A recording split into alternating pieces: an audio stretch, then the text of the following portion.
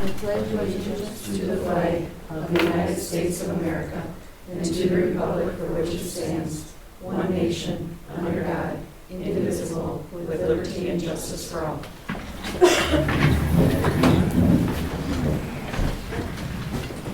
Number 2, we will call to order the January 4th, 2024 Village Board meeting. Roll call shows all trustees are in attendance and all staff and officials are in attendance. Are there any agenda changes on number 4? No? Number 5, consent agenda. We will have to omit the December 21st, 2023 regular board meeting minutes. They are not in the packet. They will go on the January 18th. And B, presentation and accounts and other claims against the village. If there are no questions, I would need a motion to accept. I'll make a motion to approve the accounts presented at the January 4th, 2024 meeting. A second. Roll call, Grace. Aye. Aye. I'll abstain, I wasn't there. Aye. Aye. Aye. Aye. And you're here on the Oh, phone. not a phone, but I think. 6, pre-registered citizens to be heard. Are there any? Nobody signed up. Okay. 7, committee reports. There are none. 8, unfinished business from previous meetings. There is none. 9, new business. A, discussion on concept plan Grandview parcel. So this is a concept plan basically for a potential new subdivision.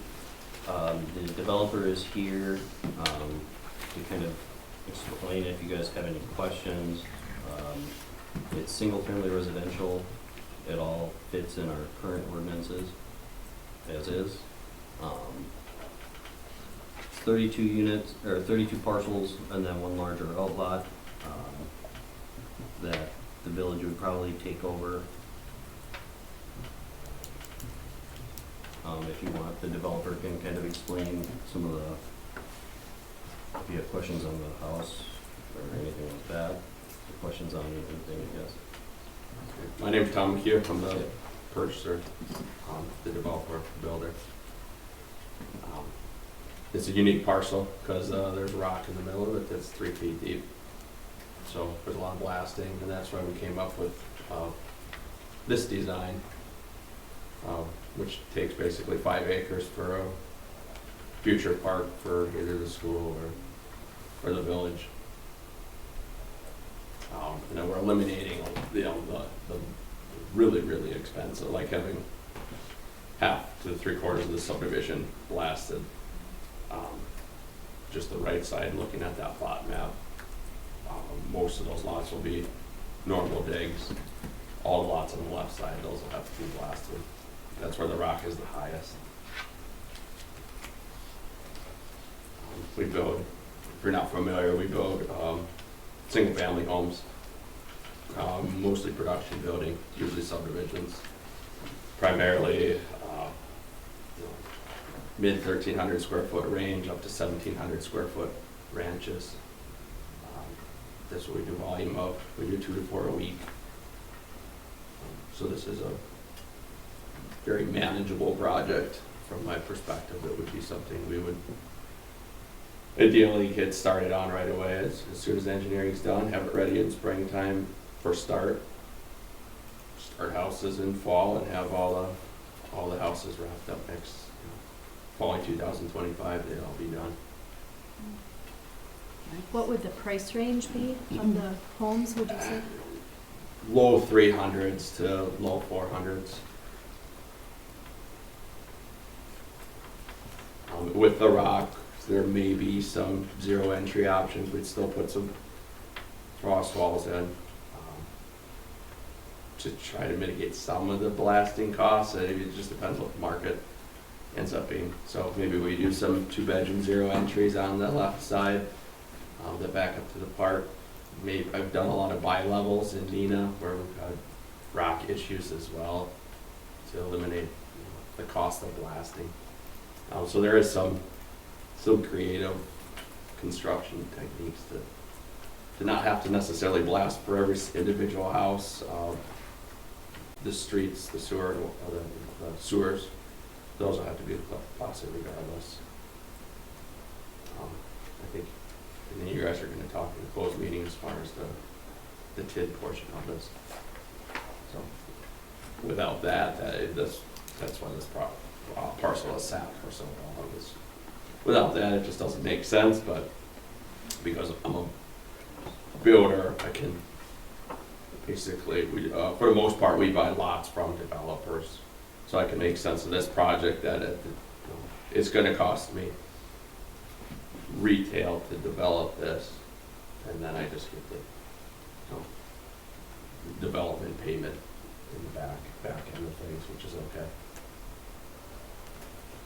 But it doesn't make sense for just a normal developer to come in and do it. It has to be the builder to come in and have to build your way out of it, especially with the rock if things don't go right. Does anyone have questions? What's the completion timeline? Like 20, like all next year or Yeah. Yep. the whole project? Yep. Yeah, okay. Yep. Yeah. We would get some houses in now, probably get some model homes and some pre-sale solds in 2024, and then everything would just get built out through 2025. Okay. I usually don't like to commit more than 2 houses per week starts in one subdivision. It's just too many people in one subdivision, subcontractors. So you build as they sell? Is that, so you build to a... Generally, we'll set up, we'll come up with, say, 5 floor plans for every subdivision. Every subdivision, then there's different options to them. So these lots are wide enough that they'll have an option of a 3rd stall garage, so you can have, they start out with the 2-car, you can add the 3rd stall, you can add revisions, there's customizations to the floor plans. We can go bigger. So we do turnkey as our sales process. So there's no, because we find that customers at that price point can't generally afford a construction loan because your credit report, your credit score has to be a lot higher. The down payment's a lot higher on a construction loan. Anything under $400,000, it's generally hard for the buyers to get the construction loan. So we build turnkey. We usually start out a subdivision with a couple model homes, up to 4 model homes. So there's just different floor plans that you can walk through, see the finishes. We have a 4-page build sheet that our process, like our sales process is pick your lot, pick your floor plan, select your finishes. So it's a 4-page build sheet. You get to go through, you pick, what color flooring you want, what color cabinets you want, your upgrades. It's all upfront pricing, you total it up, and at the end, we just do a build contract, and it's a $5,000 deposit, and we take out the construction loan on behalf of the buyers. So they're not having to sign up for the construction loan, there's no interest, there's no utilities, no fees. And then that allows the buyers to take any loan program they want. So you could take a VA loan for 0% down. You can take FHA, whatever you want, first time home buyer. Or you could still go just to a normal conventional 30-year fix too. What's the plan for the road? Is that going to become a municipal?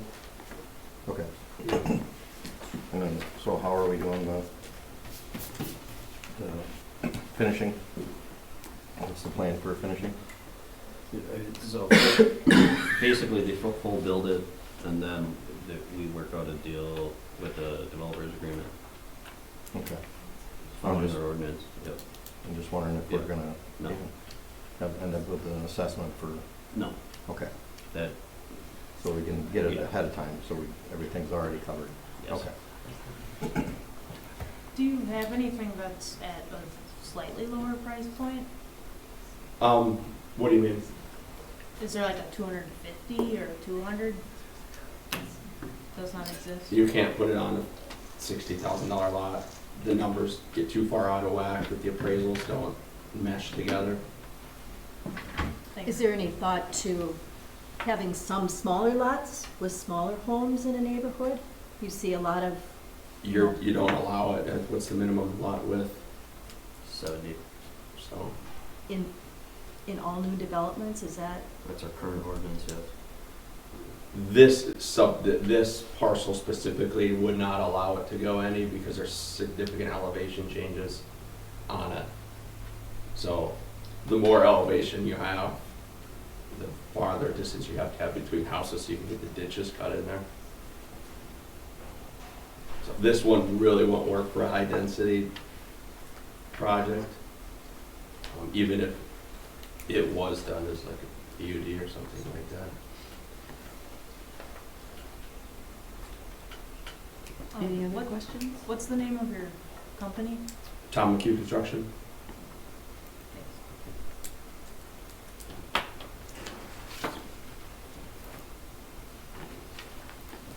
Anything else? Can I ask a question? Well, technically, I can let you, yes. My question would be, what's the plan for sewer and water going up there? Are you just gonna take sewer and water up to service that subdivision? Correct. It would go no further? At this time, no. The cost would be a lot. It would cost so much to go up into Crestview per lot, it doesn't make sense. Okay. Oh. And there's a, part of Crestview is unserviceable with our current pressure based on some maps from 2014. Yeah, the elevation. Yeah. So, we have no plans to go up into that subdivision at this time. If anything, it would just go further down Grandview in the future. But yeah. Where would that sewer run? Are you gonna be tearing up the road then again to run sewer and water up there? So water would probably be the only thing on the top on Grandview that would need to potentially go up there. We're looking at talking with our engineers about potentially doing it in the right of way outside of the road. We can. So that's still kind of being discussed, yeah. Okay. Okay, if there are no other questions, we will move on to B, discussion on noise ordinance.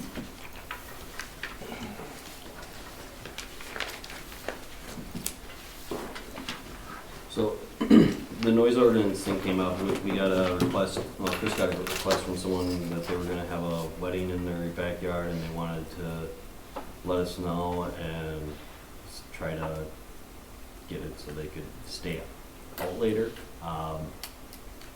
Our noise ordinance, when we were looking at it, just basically says anything loud. There's no times associated with it, so it could be midday, and so if someone has a noise complaint, it's enforced.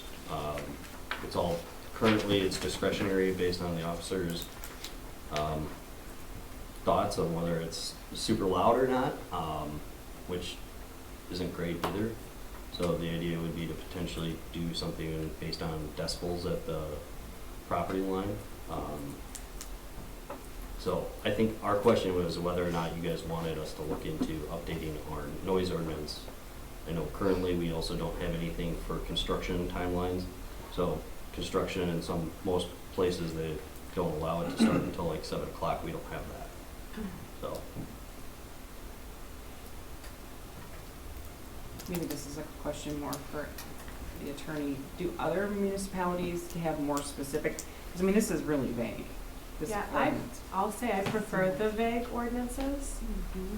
If a citation is issued, an officer has gone out there and made the determination that for whatever reason, it was worthy of issuing a citation.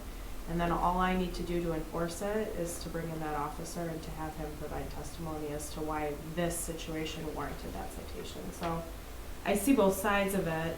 It's nice to have something that's measurable, that's in place. I don't know if you have the equipment to do that. And we do. You do. So, all it is it's a decibel meter. And I guess my thoughts are, we had the building that was going on, the reconstruction of the high school.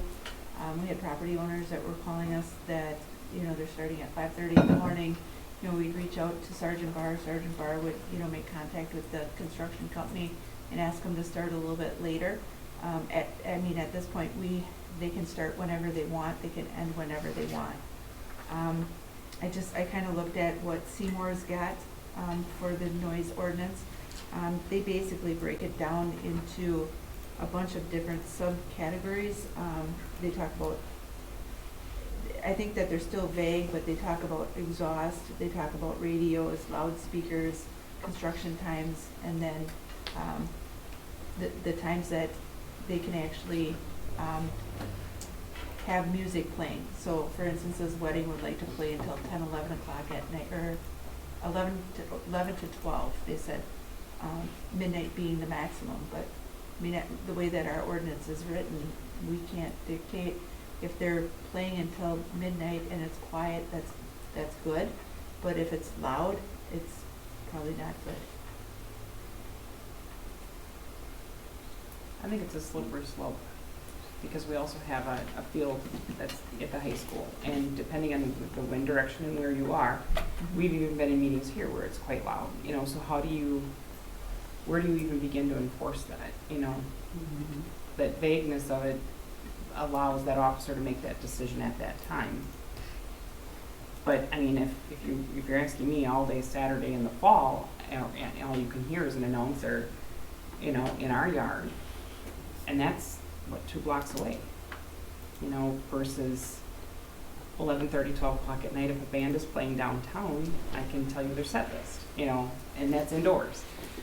But then again, that's given the situation. I think that I think every situation warrants a different type of attention. Could they do a special, I know we have that special event thing, that's more for like things going on in parks. Would that special event permit work for this?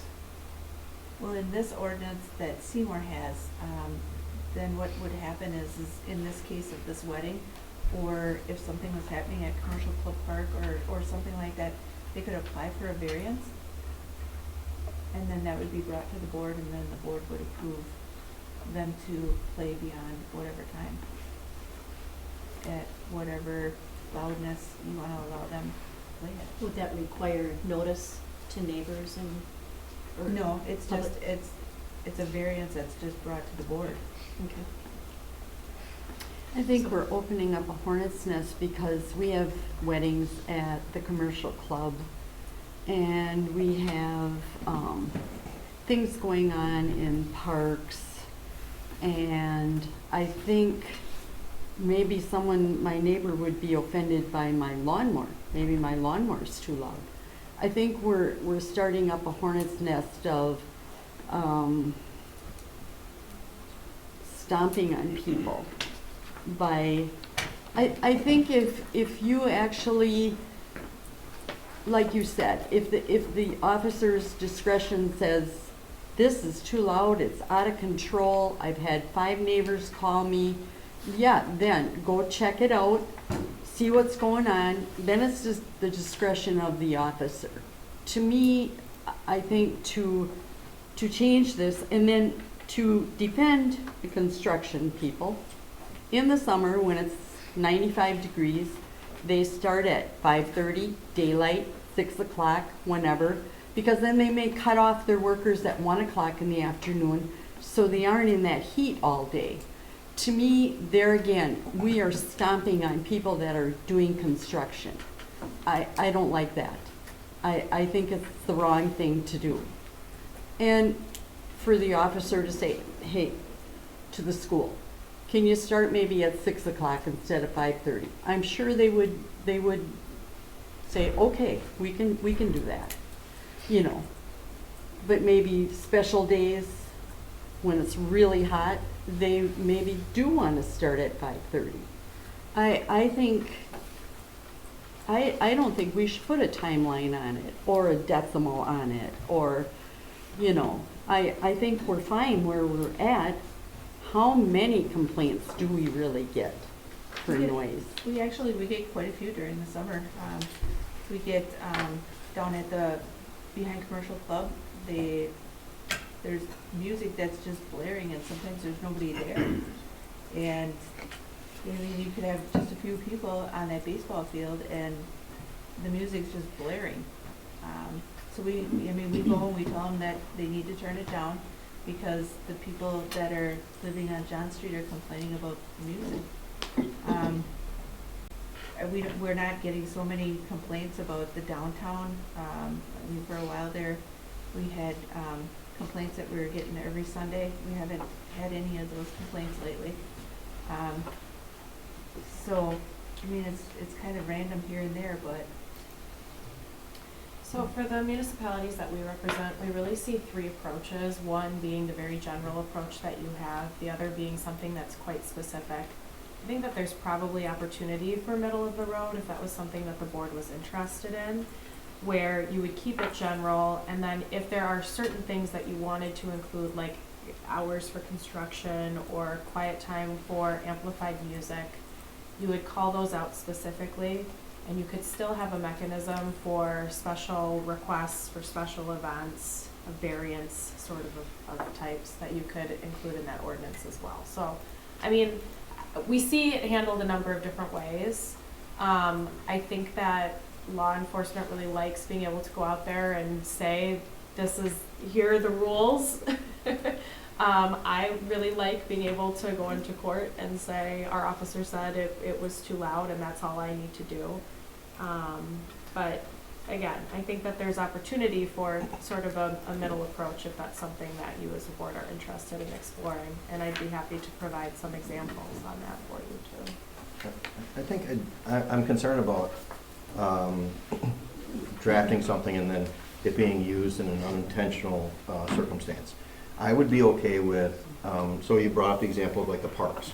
I would be okay with drafting up something that puts some controls after a certain time limit in the parks without a permit or a variance, because that's a publicly owned space.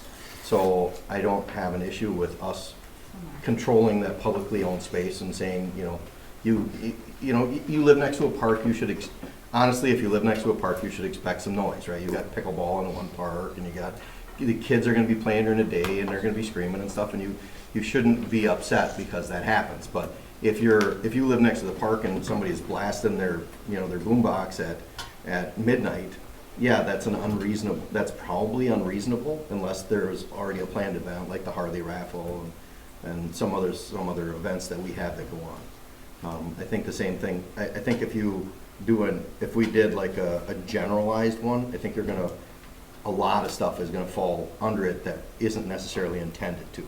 I mean, I think just the school by itself is going to, you'd have to carve out exceptions everywhere for this is too loud, or the bar downtown has a band, well, somebody thinks it's too loud, obviously. There's a band inside, somebody thinks that's too loud because, so I like the officers having the discretion. I think that that they can do a well enough job of determining whether something's reasonable, and your expectation should, that you can look at a complaint and say, is this a reasonable complaint, or should you actually be expecting, and be tolerant of your neighbors. But with parks, not all of our parks are publicly owned. Well, I understand. Yeah, like commercial club is where a lot of those events take Yeah. place, so I want to be really careful on not making it. Yep, I would really, So, like loud exhaust, is that under this, or is that something else? Is that more of a different type of, isn't there a DOT?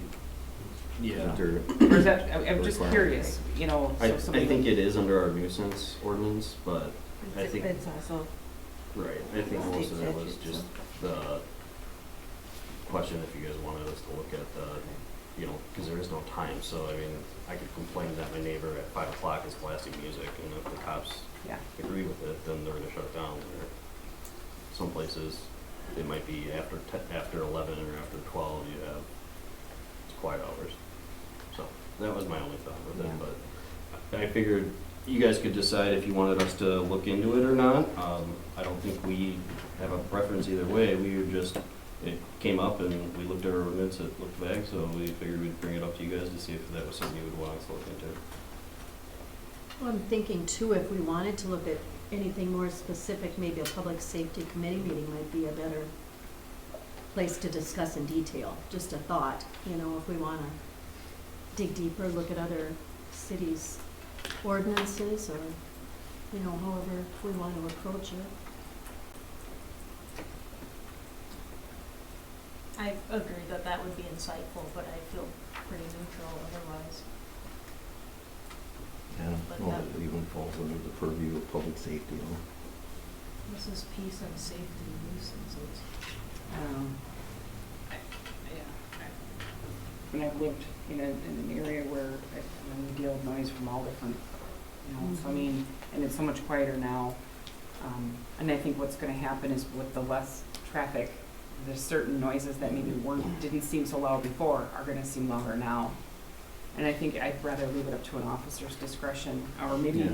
a couple of them here tonight. I mean, you could even ask, like, if you're coming up to a situation where there's a noise complaint, would you rather have something more specific, or would you rather have like what we have here, what's easier to enforce versus, I don't know.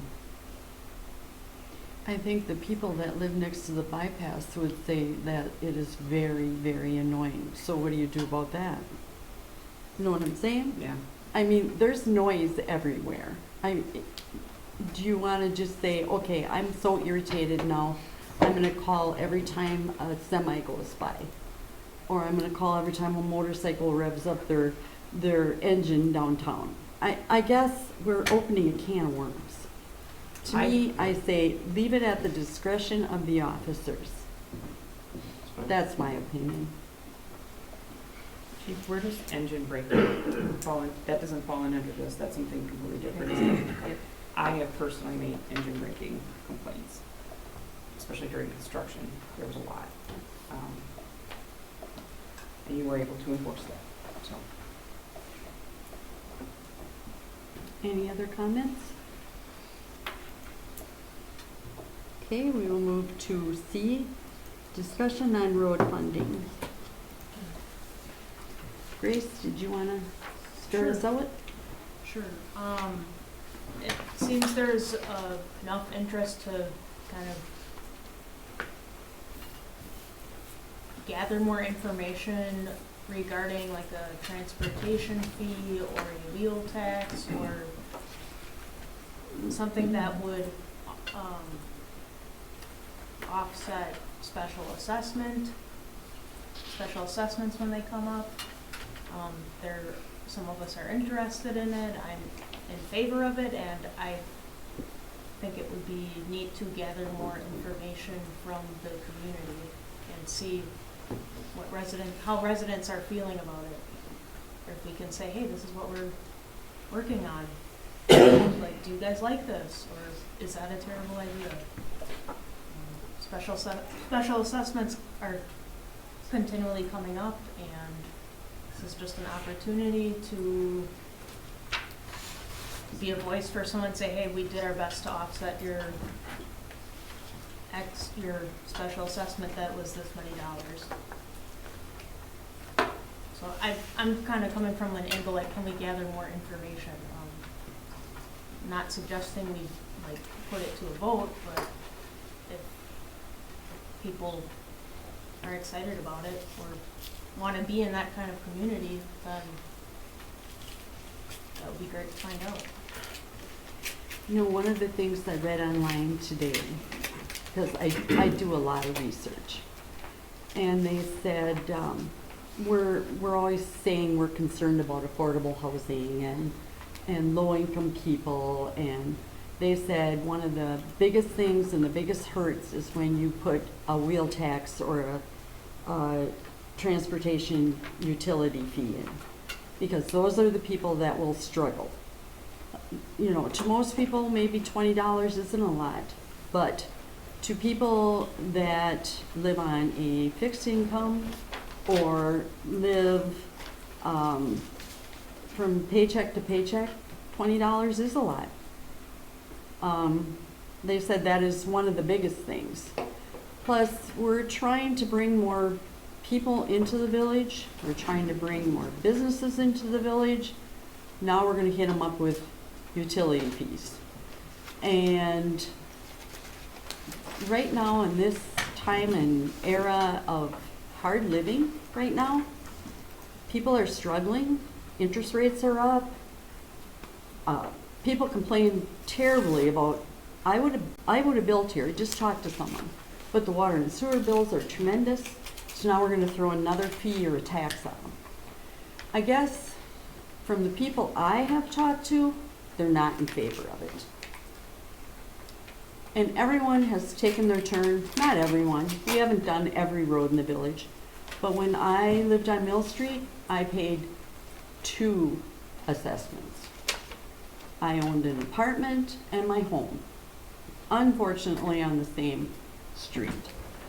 I paid a tremendous $10,000 assessment. It is what it is. Eventually, every street in this village is gonna get done, and everyone is gonna pay an assessment. It's just the way it is, you know. And to start this and to say, hey, let's tax you some more. I can't even imagine when they got their water and sewer bill if we added another fee to it. Is there a way to approach it, like Grace is suggesting? I agree, more research, look at, you know, and I think the whole idea of calling it a tax, people right away go, you know, but just research options to build up the fund, you know, whatever we want to call it. I think we just, I hate to see us just say no to things without really digging.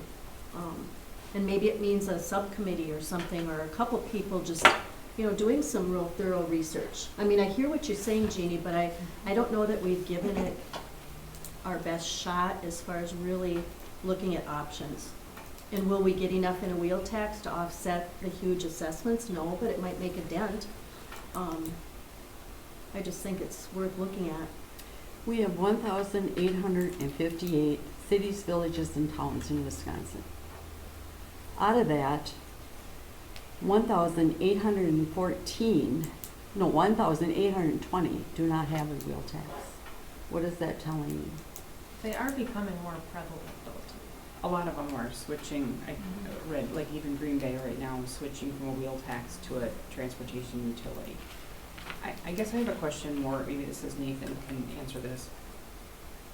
Can the county create like a transportation utility tax? Yeah. And if so, that would be another layer, or would that enable us, or would that remove our ability to ever know? You can double it up. You I can think double. Madison does. Okay. The transportation utility right now, and the attorney, if you have more questions, can answer it, but right now, it makes no sense to go forward with anything on it until after the Pewaukee case gets settled. Yeah. Yeah, and they don't have high hopes on appeal.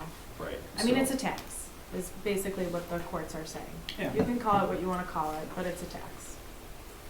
I definitely understand there's different feelings about it. What I really want to get is that, like, let's just collect more opinions from the community. If everyone is like, I do not want this, I would honor that. I don't want to do something, but I think,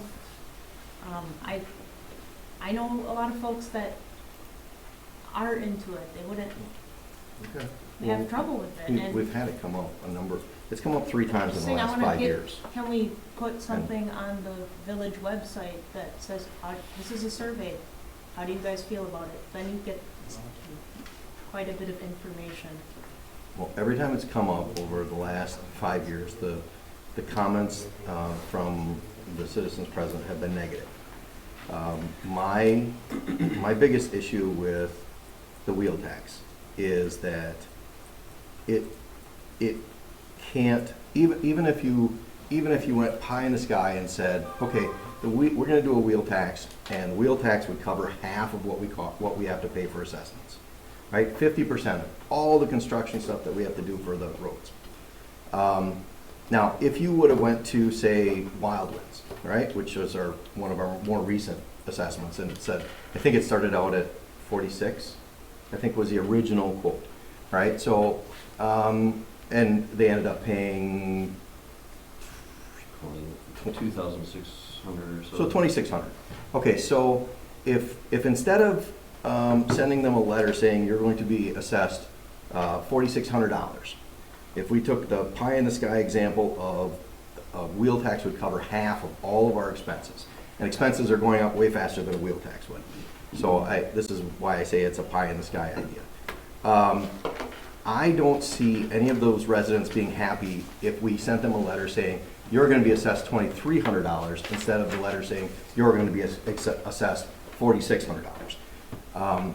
Nobody is happy to get that letter, right? So it doesn't, although it does have an impact, or potentially could have an impact on what the bottom dollar is for assessing residents. It's not going to make people happy because you don't see the impact. All you see is the bill that you get, right? And that bill is still going to be significant, and that's where it's going to start.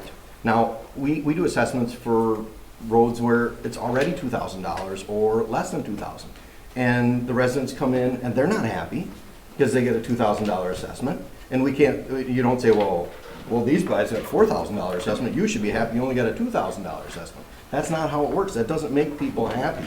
Now on that side of the ledger, you're not making anyone happy. The other side of the ledger, you're now going to tax every resident in the village. So you're going to make a lot of people unhappy, and you're not going to make anybody happy. So that's my biggest beef with that, is that it doesn't have a substantial enough impact to warrant taxing, making everyone mad and not pleasing anyone. I have heard you. You've shared that with me before, so I hear you loud and clear. I'm just suggesting, can we gather more information from residents? Can we do that? Did we check into this? I thought we couldn't do a referendum. You can't. You can't. Right. But like a survey or anything, I mean, it's gonna be hard to judge, like, if they're residents or not, and I don't know if there's a good way to do that.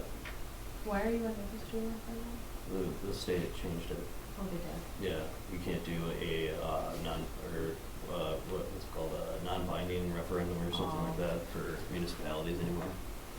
Well, when Buchanan did that, which is who we represented in the transportation utility fee case, what I will tell you is overwhelmingly the residents were in support of a top over special assessment, the transportation utility fee. But in the final analysis, that wasn't persuasive to the court. So what do we use our shared revenue for? That's used for everything across the village. I mean, it's the shared revenue that comes in through the general fund. Basically, it helps fund everything. There's nothing specific that it's tied to. Because they said there's an excess of shared revenue that they're not releasing in Wisconsin, and that municipalities and towns should be asking for more. So When? Because there was, I don't know if there might still be, but that's part of that shared revenue increase we got last year, well, for this year. That was that, I think we got a extra $40,000 or something, that it was stagnant and it was frozen at the levels from, I think, around 2006 or so. And now it's gonna start to increase yearly. So, that's helpful. I think like when we go out for our capital improvement loans, maybe just increasing those would also help with that, reducing down more of the special assessments. I mean, it's gonna do the same thing, but. We had discussed at one point Right. that we have a planned reduction in the mill rate over the next 10 to 12 years or so. And that maybe as an alternative to that, you could decrease the rate of the reduction, right? So everybody still gets a reduction in their taxes, in their property taxes. They just don't get, so everybody's happy when their property taxes go down. But you don't off, you just yeah, re-up the debt. you just don't reduce it quite at maybe 1/10% or of what you were going to reduce it. You hold that, and instead you take those funds and funnel them into like the CIP and use those as needed at discretion of the board to supplement into assisting residents with a special assessment. I like that idea better because everybody's happy their taxes go down. They're not unhappy they didn't go down that 0.1% that more than they were gonna go down, but now then there's some funds available. I would like to chime in on that. I mean, I just bought a car recently and I registered it, and I also know somebody that bought a car. They live in Appleton. It says you have a $20 thing, $20 wheel tax because your address was in Appleton. I am in Hortonville, obviously. I mean, you do it while you're registering your car. It's not going to be tax bills going out to everybody and then they see a $20 increase. It's going to be when they're registering their car every year. Oh, my car registration changed a little bit. It's not really the end of the year taxes, as you're kind of painting it to be. My taxes are going up. What you would be seeing is that your car registration would be adjusted. That's where the wheel tax comes in Appleton. I don't think that's what he said. I think what he said was that he was hoping to utilize the reduction of property tax money and allocate and earmark that reduced reduction funds towards those assessments, to reduce the assessments, sort of earmarking them. I don't think that, maybe I heard wrong, but I don't think that you necessarily said that we were sending out a letter to people saying you're being assessed with another annual tax from the village. I think he was just looking for a creative way to fund that in a way that was winning in both ways, right? The residents winning because their property taxes are still going down, but they and they're also, we have a fund created over here to help with assessments. So I do have a question. Are we then telling future boards how they are spending that money? I mean, how they're... No, you can't. You can't. So we would only, that would be a decision that we literally make year by year by year. We would, we wouldn't be able to make that saying... Well, unless you're taking out like a 5-year CIP loan, then you have that in, but those funds can also be reapplied by a new board when they come in. And So the CIP, that the intention is, right. this board agreed to this, but 4 years down the road, the board divvies that differently. So I just want to The make same sure. thing is true of the wheel tax though. Correct. Yeah. Yeah, I mean, the state of Wisconsin robbed the transportation fund to pay for projects, and, I mean, that was all money that came from the fuel taxes. So, any future board or municipal government can rob whatever piggy bank we decide to, to build to help residents. They can, spend it to make themselves look better, or, put in a new feature in the park to say, look what I did. Correct. There's no way to control that. We can just control what we're doing here. Correct. I'm seeing that it's $100 to register a vehicle, and you have to do that every year. Just to have $20 more on there is, if residents don't have cars that they're registering, you can live in Hortonville and not have a car. This isn't going to affect you.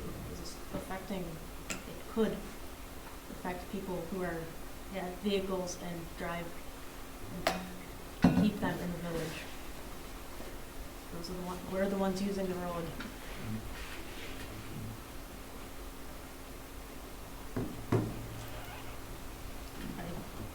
It's $20. I think you could budget that out.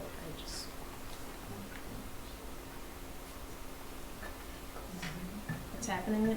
It exists in Appleton. It exists in New London. It's in the area. It's not happening.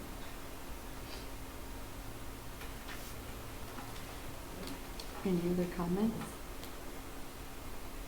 I just wonder how we could get more public input. We can't do a referendum. I don't know, more, you talk about more research, Grace, and then presenting at a meeting with a... You could do a public hearing and you could send out notices to residents and see who comes. I mean, that's... So you would mail those notices out? I mean, that's the only... Because there's so many people that do not have Facebook. Yeah, that I do mean, not you would, if you want to get see everyone, you'd what have to mail it to these every agendas property are. owner in the village. and you'd probably almost have to use our Village Voice mailing list, because then you'd get the people from the apartments as well, at least to get noticed.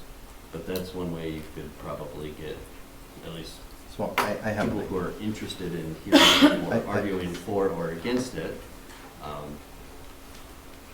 so I have an idea. It's not a binding, and it's not, but if you wanted to get more information, what I would suggest is that you set up a questionnaire on the village website, right? Or someone could submit, right, their opinion. It wouldn't be ultra scientific because those are easy to get around. And then in the next Village Voice, put a small article in there saying, you know, we're interested in knowing what your opinion on a wheel tax would be.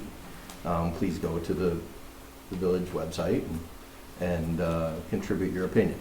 That's your best bet for, because, you know, even though, you know, I mean, there's some people out there that $20 is not $20, right? $20 is, I mean, it costs me well over $100 to register my truck every time I register. I think it's $124 to register my truck, right? And then I have 3, 4, 5, I have 6 vehicles. I have 6 vehicles and 3 campers.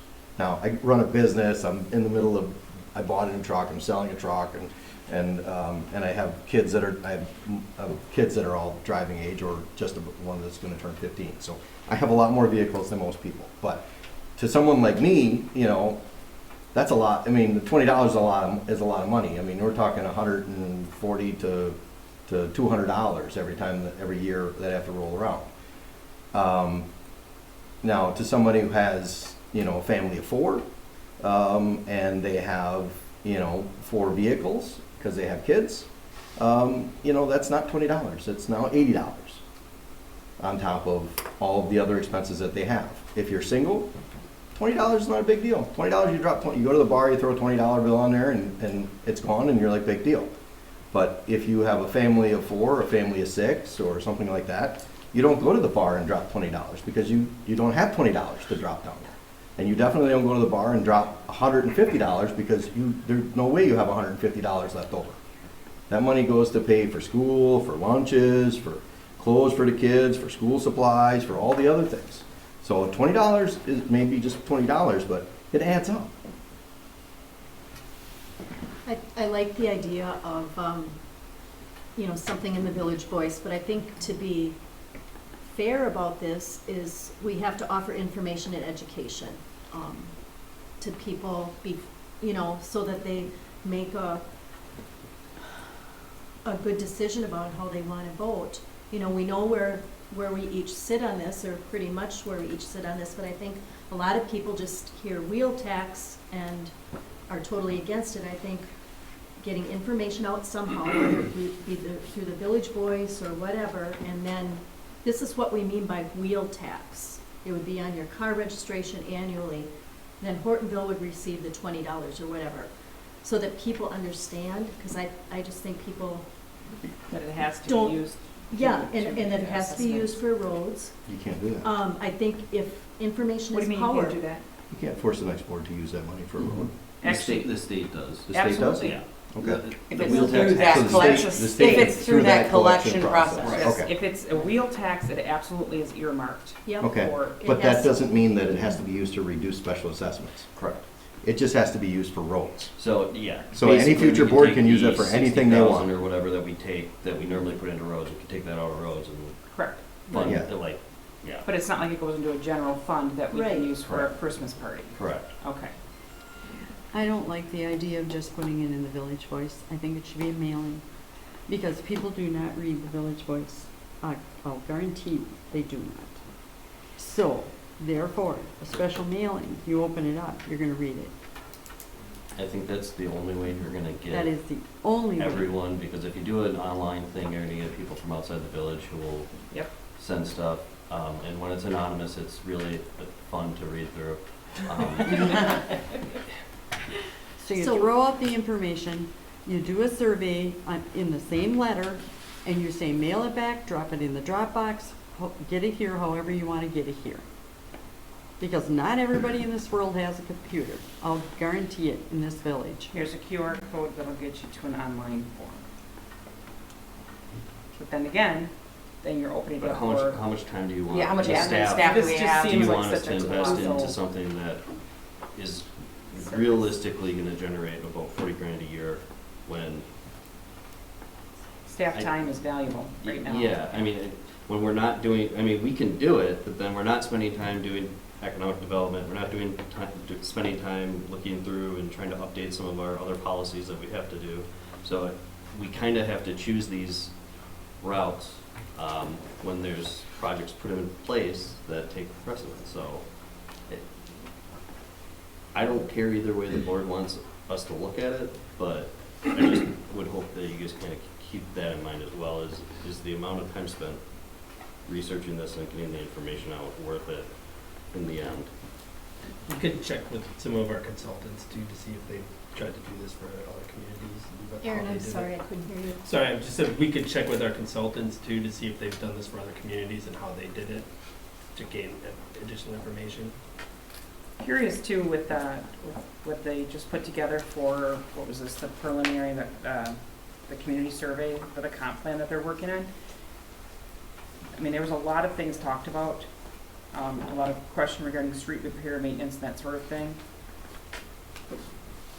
There wasn't anything specific to, obviously not a tax, but there was, I'm looking at 15%, they want the funds allocated, 15% of people felt that street repair and maintenance was important. Keep in mind that's still outside people as well. Yeah, that could be anybody Right, so. filling this in, and that was, 333 people filled it in. I don't know, I don't know if, I just think of staff time, and I think of the amount of time that you guys have put into this. I mean, can we schedule it for a meeting and just let folks know, hey, this is coming up, and just allow them, encourage them to attend? I mean, it would be. I mean, there's nothing, it takes very little time for us to send out a letter saying, this is a public hearing date, feel free to come and voice your opinion on whether you would want one or not. Yeah. That doesn't take a lot of time. What takes time is preparing documents for trying to educate people. And, I think a while back in 2017, when this kind of started becoming a larger thing, I think a lot of people were told what they were. I don't know. Maybe there's a lot that don't understand what the wheel tax is. I think most people do.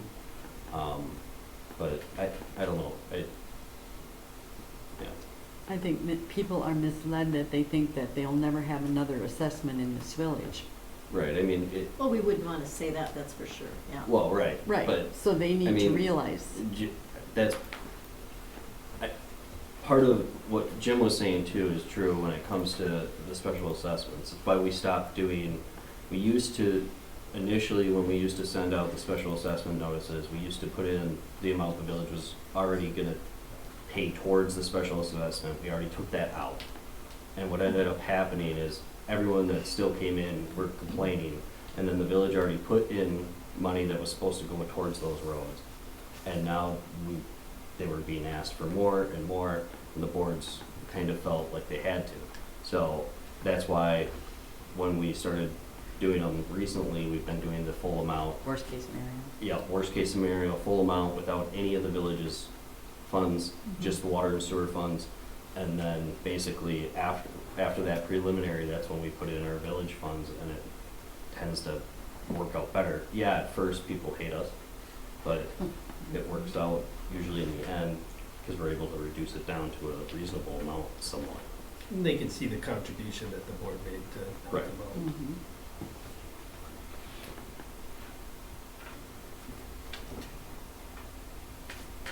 Okay, are we ready to move on? Should we make a motion to, You cannot make a motion, it was just a discussion. okay, thank you.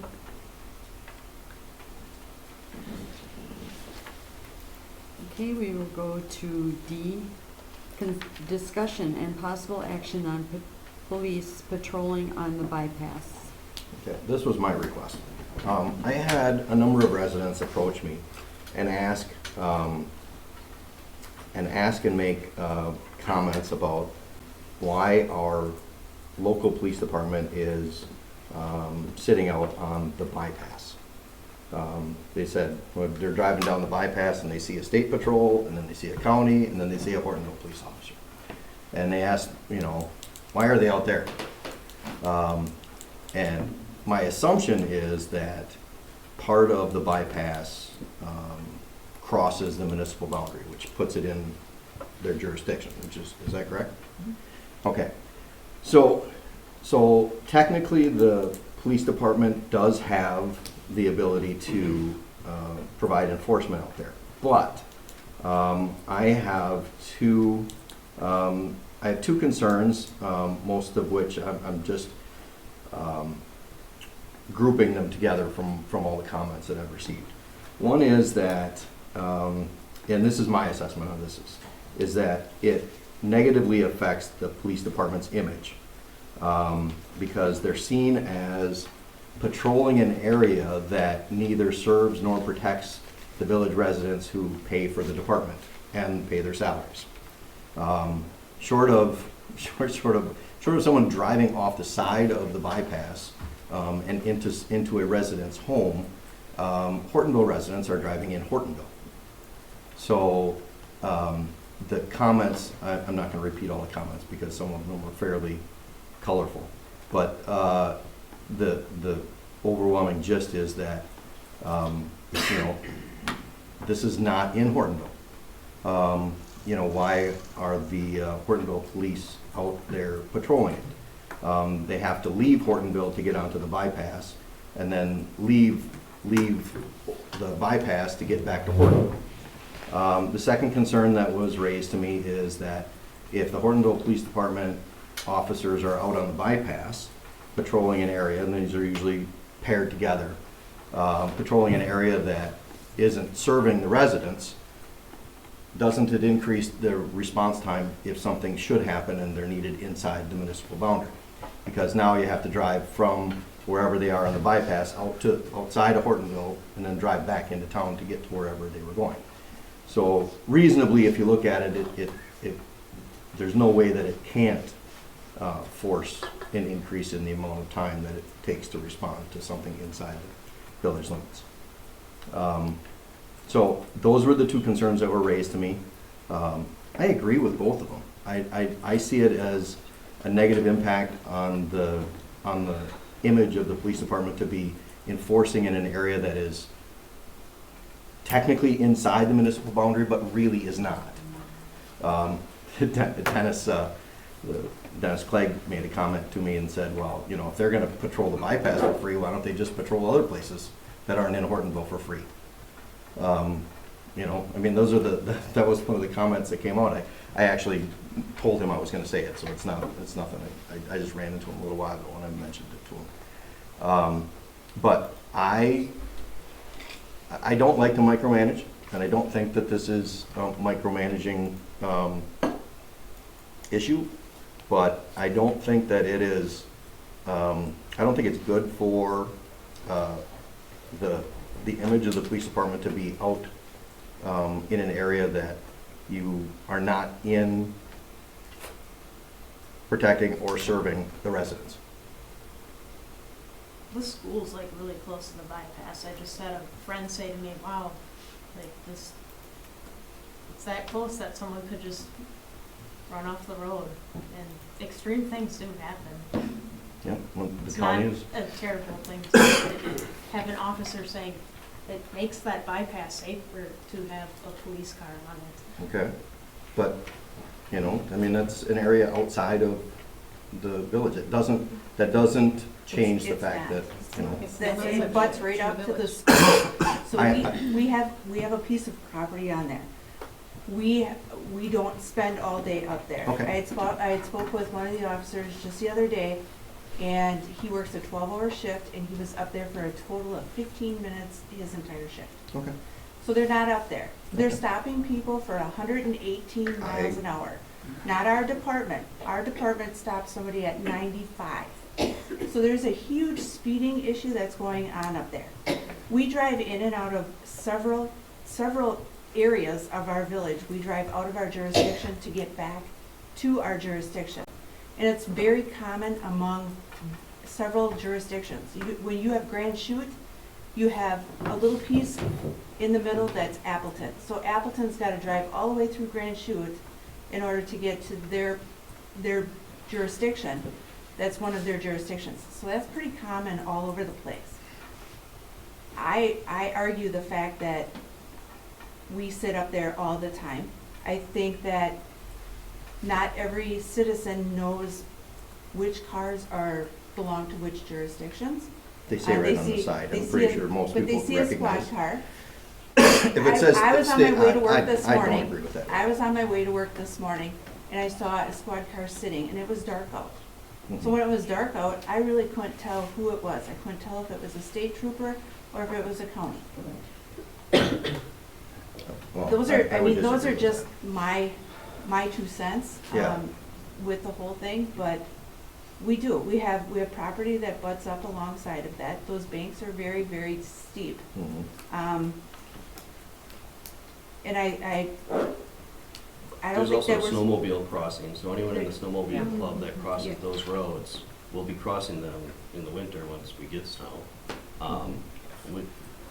For us to enforce an area inside our jurisdiction, I think is important regardless of whether or not people feel like it's part of the village or not. The state, the county, and the village, yes, there was a lot up there in the beginning, because normally what happens when a new road comes in, everyone floors it. Mhm. So yeah, the county and the state both were heavily patrolling that area for a long period of time. Our staff, I don't think, has over patrolled that area at all. And I guess we can agree to disagree on whether or not we should be up there, but it's part of our jurisdiction. Our residents use that area. So if you're a resident that lives on the east or west side of town and you use the roundabout to get to Appleton or to go to London, you're going through that section. So, because they're, No. oh, yeah, a lot of our industrial park, right? A lot of them are taking T now and going on the bypass and then going to Appleton that way because it's quicker than going through town now. Yeah. So a lot of people have changed their routes. By then going through town, they go out around the outsides and they'll go on. So to say that our residents don't use the bypass, I think is a little not accurate at all. Just saying. I think it's looked as that it's not for our residents, but our residents use it. And as far as the public image, Jim, it depends on who you're polling here. I mean, I'm looking at a survey that was done by MSA, and it's 30% of the people that took this survey are saying public safety is their number one priority for the village. We can't micromanage this, nor do we have the authority to tell anyone where they can and cannot patrol. Actually, we do. I asked legal after the last meeting, Okay. or before the last meeting. There's The one always this last one I unwritten, attended. there's always this unwritten rule where they can and can't be certain times of the night. I happen to live in one of those areas that it's discouraged for the officers to patrol, and I would prefer maybe more patrolling in my neighborhood. I just think you're really, so you've received these comments. I, on the other hand, have received comments of it's nice to see the officers up there, and I think they're talking more county, because, I mean, there are Greenville residents that have shared with me, they just cannot believe how, they've avoided the highway because it is so, they don't feel safe because of the high speeds. So I guess, until that highway just becomes second nature, I think there's going to be more speeding on there right now, and until people realize that there's enforcement up there. But I think, there's a number of officers here. I think you could ask, any one of them had, I had heard, that there's speeding going on up there. Is there anything else that we've had up there, situations where, We had someone going down the wrong way. Yeah, The same wrong week way that- driver. well, and in the crash light of happened. what happened recently and why we got a wrong way driver on a highway, that's kind of a big deal. I think it was the You know, same weekend. People are Last- disoriented because it's not a second nature yet. There's people there's different driveways, there's different turnarounds, and I think, especially in the dark, it's very dark. I spoke to one of the officers, and we both agreed that the state does not have those speed limits marked very well at all. And possibly as a board or a public safety meeting or something, we would get together and say, look, I understand this is a new highway. When you go to Greenville, there's one sign right here when you go off of the roundabout. When you go to New London, there's one sign right away when you get off of the roundabout. And I went through there 3 times to catch it, because I'm like, okay, I'm concentrating on going through the roundabout, because there again, we said it's not lit very well, and people are gonna go the wrong way on this road possibly because of this. So you're concentrating on getting on the right highway. You don't see that first speed limit sign, and then there are none all the way to the next roundabout. So maybe we, as a board or whatever, should be requesting the state put more speed limit signs. Would that stop this speeding? Because if people don't know and they're just assuming, wow, this is a 4-lane highway, I can go 65. My car tells me my speed on the, yeah. I don't know. To me, there needs to be more speed limit signs. I mean, maybe you have a point there. I don't disagree that some people might not realize it. I think part of it is it's a new road, and you don't realize how fast you're going when you're driving on it. I mean, unless you're putting your car in cruise, it's not hard to be, Yeah, But there there's again, it's- visual, I now Well, see a right. sign that says 55. Why am I going 80? well, I mean, It's because there was a study done years ago, when I used to live in Utah. They did a study to find out why everybody drove so fast on the roads there. The roads in town, they used to have rollovers in the roads in town, which is ridiculous. And what they found was that the wider, and Chris probably knows this, but the wider the road is, the more space you have around your vehicle, the more comfortable you feel driving. And you'll tend to drive faster when you feel comfortable. So everybody's familiar when you're on the interstate and you get into a construction area down by Milwaukee and the narrow, and the lanes get really narrow, you tend to slow down, right? Because you feel less comfortable regardless of what the speed limit is. So, a lot of what's going on out there is probably, because it's wide open.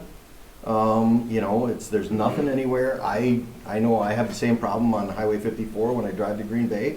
It's wide open. You can see a long way on each side of the road. You feel like there's a lot of space. You feel comfortable, and you tend to go a little faster and a little faster until you catch how fast you're going or somebody else catches you. So I don't know that I think speed limit signs are a great idea. I think it's always probably going to be an issue with speeders out there, just because of the nature of the road itself. They could patrol it, the state and the county can patrol it just like every other road. I do think that nothing that was said truly addresses the fact that we have a small municipality and you're putting somebody that is potentially, maybe 3 miles from the municipality, where if you're in the middle, you have to drive all the way to the end and all the way back into Hortonville. And we're not Grand Chute. We don't have multiple officers on duty, so at all times to be able to respond to calls. So if you are out here and you have to drive all the way back to one of the roundabouts and then all the way back into the village, I don't think there's an argument that says that that's not going to increase the response time and negatively impact the image of the police department. And people are going to look at that, and the ones who come up to me are looking at it and saying, why are they out there? We pay for the police department, and they should be policing Hortonville, not someplace that's outside of Hortonville. And then if something happens in Hortonville, it's going to take longer for them to get there. So we have mutual aid, so that we have mutual aid, meaning so our officer can be called to another jurisdiction. I understand and then that. there's no one in the village at all. I understand that. I get that. Yeah, there might be a little bit of This is purely an image. response time issue. you're gonna have a little more, but you're gonna have a little more no matter what if you're on one side of the town. But and this you have is to go to the other. intentional versus Right, but something that it's- we have an agreement with someone. This is, the difference is that Right. we're intentionally doing it, Yeah. right? And residents see that that the police are intentionally outside of the, technically inside, but outside of the village. Are they Inside. technically inside it or outside of it? What are you saying? They're inside.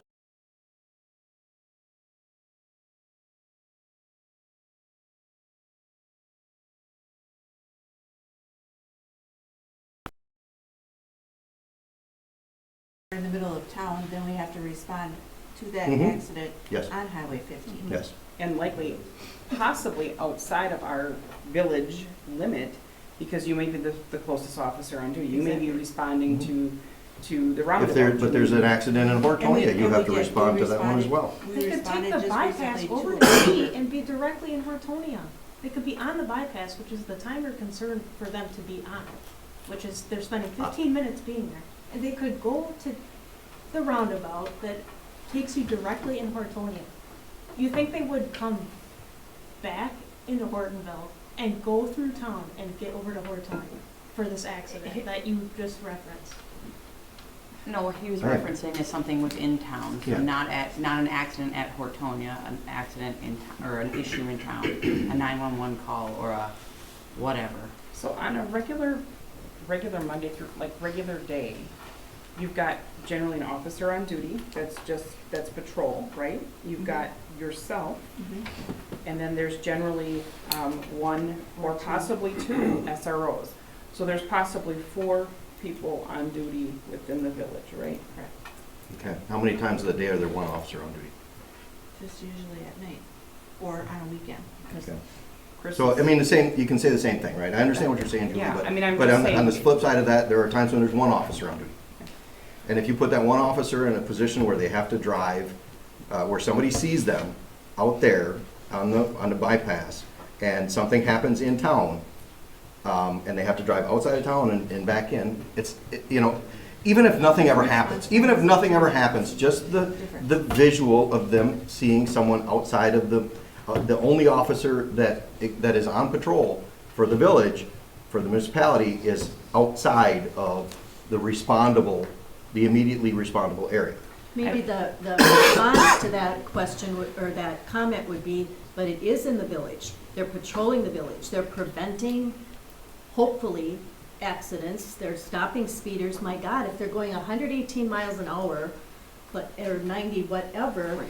Then they're they protecting. roll down that embankment, then it is our village problem. Then we've got police department, ambulance, who knows what all, it's prevention, it's everything. You said something, Jim, that struck me. You said it's an image. So Yep. they're damned if they do, they're damned if they don't. Well, Right. if somebody Let me drives off finish. the interstate, if somebody drives Let off me of the side of the finish, bypass please. because they're driving too fast, nobody's gonna be blaming our police department Jim? because of that. Let me finish. Okay, go ahead. They're damned if they do, they're damned if they don't. They're damned if they're seen anywhere within the village, because God Almighty, God forbid there be an officer on duty, right? Yep. They're damned if we don't see them. So what's the answer here? Root cause. I guess I'm going to just simplify it here. Root cause. What's the root cause problem? There's people who like to see officers on duty, and there's people who don't like to see officers on duty. And I'm not sure which, we don't have an authority to tell an officer, don't be seen or be seen. Yeah, we've done it already. Unfortunately, yeah. When the officers, when they were filling out their paperwork, and we had reports of officers sitting in areas where they couldn't be seen, like, excuse me, I need a drink. Like in between the storage units and stuff like that. We have already addressed that and directed the police that they should do that somewhere where they could be visible. Correct. They shouldn't be in an area where they would provide a visual where someone could misinterpret what's going on. Do they work through their lunches? I guess you guys work through your lunches, so you're on duty the entire time you're eating. So Yes. if you're filling out a report and you're eating, okay, I just want to be sure that, if there's a time frame that you wouldn't be. I mean, when I saw, so we had an original agenda that came up. And the original agenda just said discussion on police patrolling on the bypass. And then there was an updated agenda that came out, discussion and possible action on police patrolling on the bypass. I'm not really sure what kind of action we are even able to take, or why would we even want to? This is in our jurisdiction. You know, even just saying, oh, we don't want you out there, well then, so we're saying we're not gonna have officers out there, that could potentially hurt us for maybe future grants, or, but it also just sends, I think, just a crappy message. Well, we're reacting to a couple complaints. Like you said, they're not supposed to be here, they're not supposed to be there, they're supposed to be visible, they're supposed to be invisible. Yeah. Bottom line, what was the possible action here, Jim? According to legal, was the possible action was to direct the chief to cease patrols on the bypass. Who told you that, Reg? Yes. I'd like to see that His specific com- in writing. It Yeah, wasn't in writing. His comment to me was that the police chief works for the board. The board could direct the chief to not do patrols out in this situation, to not do patrols on the bypass in this situation. It's not, we're not telling them they don't respond to accidents. We're not telling them don't respond to mutual aid. We're just saying this is outside, you have to leave the village to get to this. So don't intentionally go out in an area where you would increase your response time. I don't Have understand any you of to us have ever that been- authority. I I'm mean, sorry. if you were to say to your chief, it is our preference as a board that you do or don't do whatever, and then the chief chose not to follow through with that, what would be your, you wouldn't have any authority, you wouldn't have any sort of, what would be her, I disagree with Rich that you have the ability to direct her to act in any certain way. She's the head of the department, and she can only be removed from that position for cause. This isn't a for cause type situation that we're talking about here. Okay.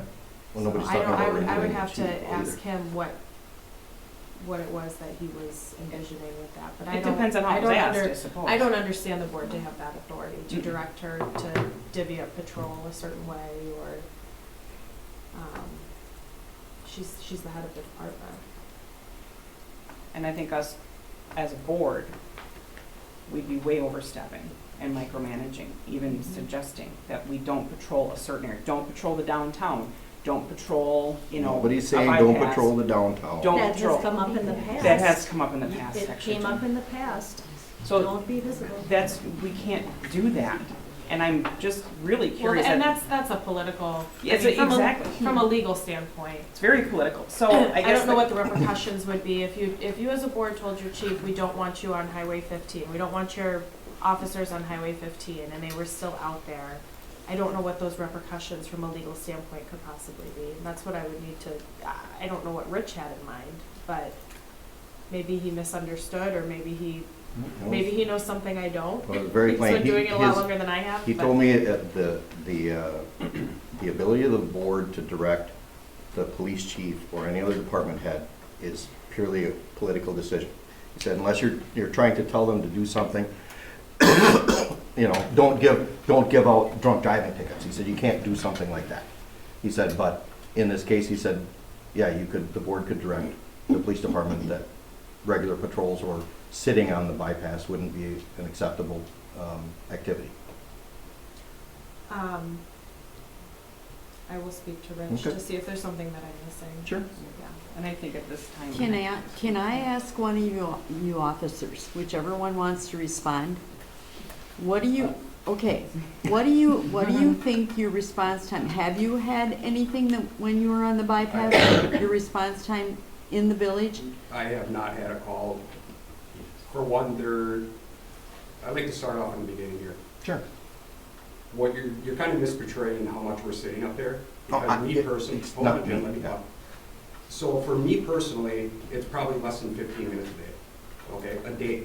And that's even if I sit up there at all, okay? As far as the people you're saying that are complaining to you, the one example you gave was who? Oh, Jim the only Clay. one that I told I would say was Okay, Dennis where does Clay. Dennis live? Yeah, Dennis is in Hortonville. But I your mean, point this was- is a. Your point was that it doesn't benefit the village residents, but your example was not a village resident. So I've had a dozen residents come up to me, but none of them I said, I'm gonna bring up your name. Okay. So I guess my point is, you're kind of misportraying what we're actually doing up there. It's no different if I'm sitting up by Mystic and I get an incident in the industrial park. What's the time difference? Probably nothing. So you Probably the feel same your thing. response time is the Exactly. same coming off of the bypass Exactly. if you were on one end of town and had to go to the other? Exactly, Okay. exactly. So, it's not me, unfortunately, it's not me attempting to say that you guys are out there, okay, all the time, right? What I started off saying is that this is providing a negative image on the police department because people see this, Sure. okay? And this is the understanding of the residents who have come up to me. And I agree that that's the image that's presented, right? And that a reasonable person would say, yeah, if you're way out there and there's an incident downtown, it's definitely going to take longer to get there, okay, than if you were within the municipal, in the municipal proper, we'll call it, okay? So it's a reasonable, what's the word I'm looking for, the imagining of the situation, right? So it's reasonable, the way that they're interpreting it is a reasonable way for, that a person would look at it. And then saying, well, Hortonville residents, we really don't have, the service that's being performed by the people, by the officers isn't necessarily serving the people who are paying for it, right? So they're paying for the police department and the officers' salaries and everything else, and now they're out patrolling somewhere else. This is where Dennis Clegg's comment comes in. No, I right? understand. If you're gonna patrol I understand somewhere that, else for free, then, but why your not somewhere example else? is that it's the response time, and my example is the response time would be no different than patrolling one end of the village to the other end of the village. Yeah. It's no different. Village proper. Well, and I would just add to this, you talk about image, and I would hope that there's some sense of, or image of safety up there too by having officers, right? So, I mean, there is enforcement, it's a new roadway, it's within the jurisdiction. This is very common in a lot of municipalities, in a lot of jurisdictions. In fact, Winnebago County has just asked that their local agencies cover 41 as a part of their jurisdictions. It seems to be kind of a trend.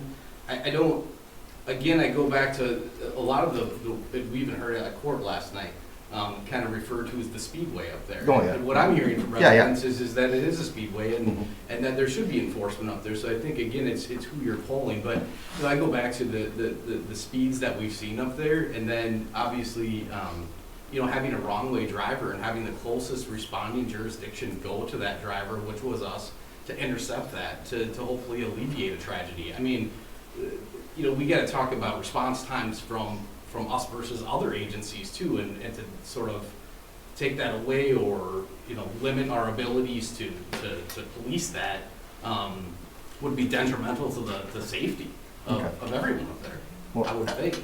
I wish they would have put the off-ramp on M like was requested, because this would be completely mute, right? I mean, because you would be patrolling inside the boundary, it would be connected, everything would be fine.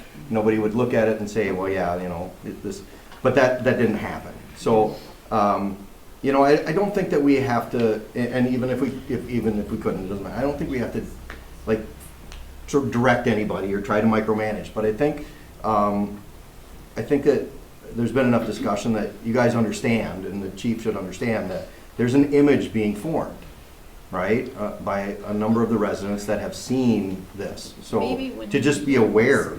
Maybe when you get those comments, you can now say to them, this is why it's happening. Yeah, well, I can, but, And yeah. inform the residents why it's happening, so they're not getting a misinterpretation of things. Oh, Have them yeah. call other board members. I'd love to hear these comments. Nope. Right, so that I Okay. could field them as well. I think all of us should be able to field all those comments. Because many people are hearing the opposite, so, Yes.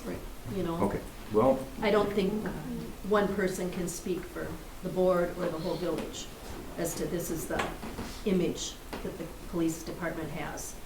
I mean, can you tell them that they just sit there for 15 minutes? That would be helpful for these 12 residents to know that.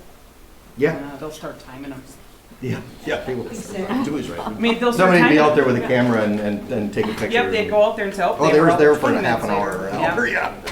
But Don't encourage that I do think that this is, this is just something that should be you should be aware of, that this perception is developing, right? I don't think this is that much different than the perception when they were doing the paperwork and parking in a place where people thought that, that they were, that there's an officer sleeping or hiding or not doing their job because they were off in a private area doing paperwork. And we suggested that the officers go somewhere where they could still be visible, or come back here and do their paperwork instead of being in the storage units or something of that nature. I think it's just a perception. Can you But help in them, storage can you help in a positive way to make their perception good? Can you tell these folks, hey, this is what I they're can doing? They're doing their job. But I can help, but I think that the police department needs to be aware of the developing perception. But what is the point of bringing up stuff that was dealt with 2 years ago? To bring that up again? Because there I'm was a lot of being accused of miscommunication. micromanaging, Pat, and we did this before. Well, This is but just you're to- micromanaging now by bringing this all up and comparing, and I mean, we're beating this to death, in my opinion. I think we've gotten the information that we need, that the response times are not, although perceived or otherwise, response times are not any longer than what they could be without it, right?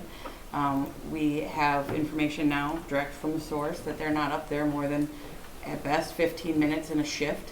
So now we take that information to anyone that comes up to us. We all have a consolidated understanding of what is going on. And as those approach to us, we say, this is the information we have, this is what's actually going on. If you have a situation that you feel was affected, then we'll deal with those on a case-by-case basis. But until then, there's no, we've addressed your concerns, we've gotten the information, and we handle it like that. And I'm saying that because I've also had people that come with this. I've had both sides come to me, and I've had a few people come to me with the same concerns that you're getting. I've had other people say otherwise, so I've heard both sides. But I think it's very good that we have this discussion so that we have information from the source. We all can have the same information that we're passing out to anyone talking, and I don't know that we necessarily need to do anything about it right now, but share the information that we have, and if we have a situation that occurs that needs to be dealt with, then we deal with that on a case-by-case basis, but that's my personal opinion. I agree, and I thank you officers for coming in, because I think we need to hear it right from you. So I totally appreciate you coming in tonight. I know you're doing it on your own time, and so it's nice to be able to hear it from you. So then, do we want to move on? I got a question for Nathan on that subject. I mean, being in the state of Wisconsin and this bypass has been in works for 50 years. I can't believe they haven't had meetings or discussions on who's going to patrol the bypass. I mean, it's been talked about for, like I said, 50 years. And when they were developing the bypass, there was meeting after meeting after meeting. And going on a limb here, but I gotta say I'm positive that was discussed. Who would patrol that bypass? I think it was all jurisdictions. I don't know. I haven't heard anything about it since my time here. Pretty much when I got here, anything was all construction talk. It had nothing to do with jurisdiction or anything like that. But I believe it was local, county, and state. Well, I mean, there's gotta be something in writing that could even end this discussion. I don't think that there's anything that's written, I mean, it's jurisdiction. So when you go over, the Highway 441 over the Fox River, I mean, whoever's jurisdiction that is, they do the patrolling of it. Well, that's what I'm saying. There's somewhere out there that says which jurisdiction or all jurisdictions will patrol that bypass. Yeah, and There's gotta be again, something somewhere. I mean, again, I wasn't this part is of state of that. Wisconsin. They argue every little thing on every subject. So there's gotta be a meeting or a committee that discusses it somewhere that. Sergeant Barn, you just said something with regards to Winnebago County that was specific, correct? What was that? I didn't catch it. Yeah, so you know better too with the boys and Nina, but that the locals are now, and the county will assist, on the interstate, but the locals within their jurisdiction are responsible for crashes and policing. That's similar to Outagamie County. I mean, you have, up 41, you've got Appleton, Grand Chute, Yeah. Fox Valley Metro, Kawana. So generally, it's the local municipalities It is. that are just sort of like a zipper. Correct. Not really a zipper effect, but just little piecemealing on the highway, so to speak. There is, And then there's Kearney gaps in some areas, I believe, and then obviously once you get north of Kawana, there's a stretch that would be the sheriff's department Okay. jurisdiction, but through jurisdictions, each local handles that portion, so, or has jurisdiction over Okay. that portion and handles incidents. That's what I thought I heard you say. Thank you. Yeah, I don't think the state had to have a meeting with that, because it's already predefined that the county covers the entire county, the state covers the entire state, and municipal departments cover their area. Well, I'm sure it's in writing somewhere down in Capitol of Madison. Okay, we will Oh, move on. Just saying. We'll move on to E, Oh, discussion. Oops. No, I was just gonna say, when people come and complain to you and say that there's a perception of us sitting up there, maybe it'd be nice if your response would be that there's reasons for it as far as the excessive speeds up there. We're not stopping people for 65 over, okay? None of us are, I can guarantee that. A lot of times it's not even 70, it's upper 70s, 80s, 90s, 100 in excess. So that's the reason why we're up there. Like I said, and as far as it not being posted, I agree it's not posted in between, but it's not just your normal speed limit sign. It's a large speed limit sign. And I do agree, because I get a lot of people that we stop up there that are saying, oh, I thought it was 65, But on the other hand, when they're jamming on their brakes, they obviously know that the speed limit's not 65. So, Too little, too late, When right? they're going in the 80s and all of a sudden they're down to 50, you know that they know what the speed limit is. I have mentioned the speed to people. Yeah. And it is I think most people are aware that everybody out there, even the ones I didn't mention it to, I think everybody out there is aware. Yeah. My concern, just like some of the other things I have brought up in the past, is the perception, right? Because it's not reality. So you're here presenting reality, and I'm just giving you what developing perception is. And I brought that up, you can ask these guys, I brought that up long before it even opened up. I brought that up about sitting up there all the time, and just kind of like Main Street, that used to be the thing, Main Street all the time, all the time. And I brought it up, then here we are, so. No, I agree. So you had it in the back of your mind. As far as the perception, Yeah. to me, it'd be like, oh, well, look at the speeds that are up there. We Yeah. also have an obligation to try to control that also. Yeah. So you had that sort of in the back of your mind, that you I don't did. want to Yeah. Before it present even that opened. perception before it even opened. Right. Right? Yeah. So I understand that. I mean, if you guys were sitting up there all day long, every day, Yeah, that's. that would really be, so thank you for bringing the reality. I'm just relaying the perception, and they're not unreasonable development of their perception because they don't have the reality. In the beginning, it was. I mean, you'd Yeah. have state patrol, county, but I'll tell you, when I do go up there, regardless of what end I go to get up there, there's never another squad up there. I mean, they might be sitting on the Greenville squad, they're deciding because Greenville's got a car or whatever, but they're never sitting up on anywhere in between the roundabouts. Otherwise, I'm not gonna, if I drive up there and there's one guy sitting in the turnaround up here, I'm not gonna go a mile up the road and sit in the turnaround, you know what I mean? So. Thanks. We are finished. Okay, we will move then to E, discussion on red flashing lights downtown. Grace, you wanted this brought forward? We talked about it a bit last meeting, so I think the concern, I had residents saying, I'm sorry. Pedestrians was the issue, I think you said. Pedestrians crossing the park. I'm sorry, it's like we talked about it a little bit in depth at the last meeting, so I it felt like it was resolved at the last meeting.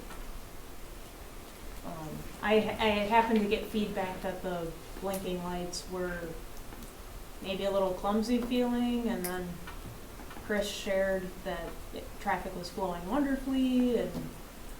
Did you say pedestrians though? Did you just? So I can just talk about it. That's the one thing that I think staff has, myself and Aaron have observed, and I think Chris has observed as well, is the pedestrian crossing is probably the only. It was nicer to have the longer light in order to get Right, people across. and, but, you know, obviously, the intersection's a lot wider than it probably would be in the future as well, which would mean shorter distances are easier for pedestrians to cross. That was something I just brought up today when I met with Dean with the county. I did mention that we have some concerns about the pedestrian crossing there. But I haven't gotten back, Not we just haven't gotten there. back any of the data or whatever from the traffic study that was done by McMahon yet, so. Frankly, it's not just there. I mean, the blinking lights across from Beartown Pub, no one stop. I mean, I can tell you, you could stand there for 10 minutes and cars just Oh, keep for the going through that pedestrian, one. yeah. Yeah. So it doesn't matter if they're coming from the stoplight or, I mean, people don't stop for pedestrians. That's a problem. Right, and that's something we can design in the Main Street reconstruction. Just something we is need those to consider. flashing, like get rid of the constant flashing and then do more of a touch. Yeah, as pedestrians come. So I did, this is still in regards to the lights, so, it's been really bugging me, like why the county wanted to take the lights out, and I keep asking, you know, how much does it cost to have those lights, and I finally got a rough estimate of like the maximum that it costs to have those lights every year, and what I was told is, your worst case scenario to have a set of lights like that is about $80,000 a year. Because you have the electric hookup, you have the calibration, you have to go, it has to go through and be tested every so often. And if it breaks down, then they budget in a certain amount of money to come out, and so just for everyone else's education, I was told that your worst case scenario is your high end is about $80,000 to keep that.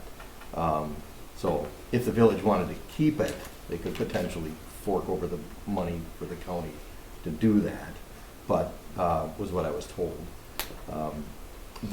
And we could potentially save on some of that if we had someone qualified to be able to do some of the work on them, but I don't think that we do. No, From someone who's there. they don't have someone Yeah. qualified to work on them. Yeah. They hire County it. does it. Yeah. They hire it out to Apple. But previously, the state was paying the county to maintain that light and to go through and do all of the testing and to do any adjustments and anything else that was done on it before. Now the county's not being paid by the state, which is why they want to take that light out. Besides the fact that, you know, they feel that it's not necessary because of the traffic, which the traffic study may or may not show, but it's a cost reason. I would like to see in the future that if they do take the lights out, and I can just tell you just by personal observation, there's no backing up of traffic right now. The four-way stop truly is more of a flow of traffic versus a line of traffic that backs up and then goes through all at once. If they do take the lights out, I would like to look into solar, like flashing stoplight or stop signs for both intersections, because I still think there's some visibility issues, especially the mill in Maine. I think when you're coming up to it, I came from New London the other day, and then what actually blocked it, ironically, was the diamond hazard for the traffic signal, that yellow sign with the red, green, and yeah, that actually blocked my vision, or that obstructed that. So, however, whatever we do in the future with that Main Street, it would be nice to see something that still has some illumination to it. I wish we could keep the lights. I'm terrified of them taking the lights, because once they're gone, getting lights back, if we ever needed them, Yeah. is like, Yeah, It's but a lot of honestly, work. the backing up issue, especially like in the mornings or even like after school, it's just not happening. The no, four-way I like stop- yeah. four-way stop. What I'm saying is I wish they would just let them keep flashing reds, because Yeah, I don't know. once you lose the lights, it's hard to get them back if you have to. So would there be an opportunity to, the Main Street will have reconstruction, won't that intersection be involved in that whole Yeah. design? Yeah, so like a lot of that intersection might get tighter, and the lights all gonna be replaced downtown too, so for downtown lighting purposes, which might help a little bit with illuminating those signs. Also, you could do some type of flashing sign as well, or, yeah, I mean, When the high power went out, reflective. nobody stopped. Hmm? When the power went out, nobody stopped. Oh, yeah. So we had no power, and you would think that reflective stop sign would tell someone, hey, that's a stop sign, you should stop, right? Oh, no. People just, because Yeah. habitually, you just drove through because you were used to that. But even then, when we would lose power when it was the full traffic signals, people would go through. But I was really surprised that when we lost power, people didn't see the red flashing. Therefore, that doesn't, you know, that means we don't need to stop. It was just human nature. We're all creatures of habit. Maybe we should do a roundabout.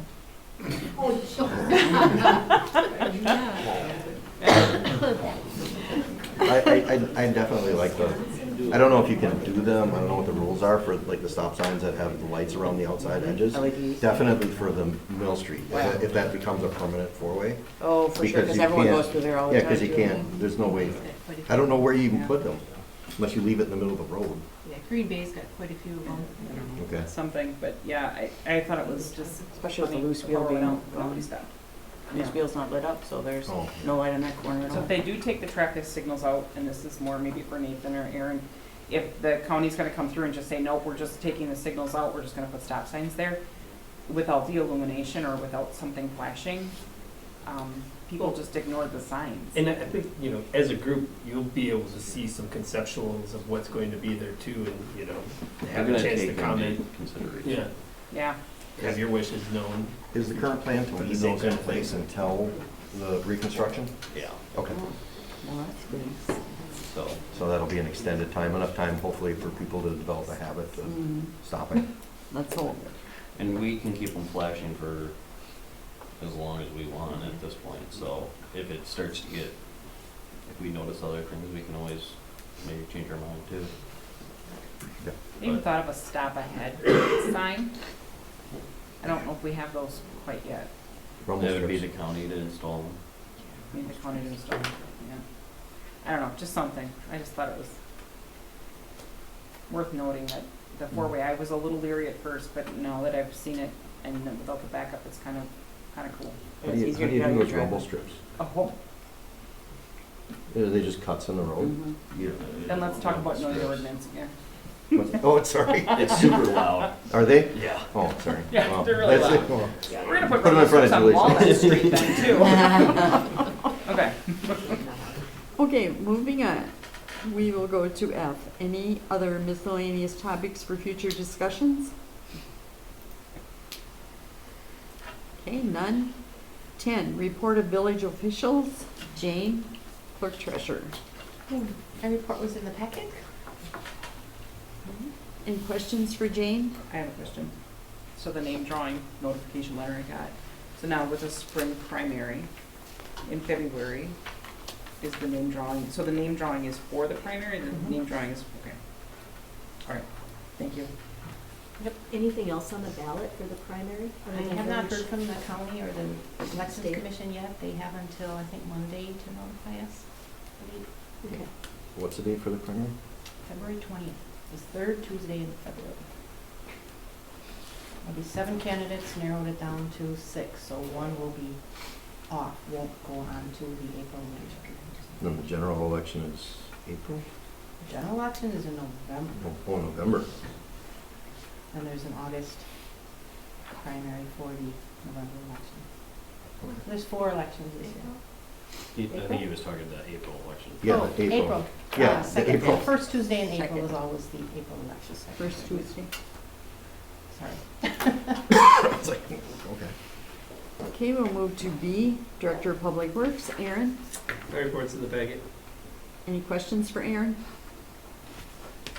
Okay, we'll move to C, Police Chief. Chris? My report is also in the packet, and I would just like to update everybody. We did interviews last night. We had Jim and Jeannie, Nathan, myself, and Sergeant Barr. So we put a job offer out for one of the candidates, and he has accepted. So now we move on with the background checks and the rest of the process. Any questions for Chris? didn't get to that point. Okay, we'll move to D, Library Director, Ally. I don't have a report, still wrapping up year-end stuff. Okay. We'll go to E, Attorney, Ashley.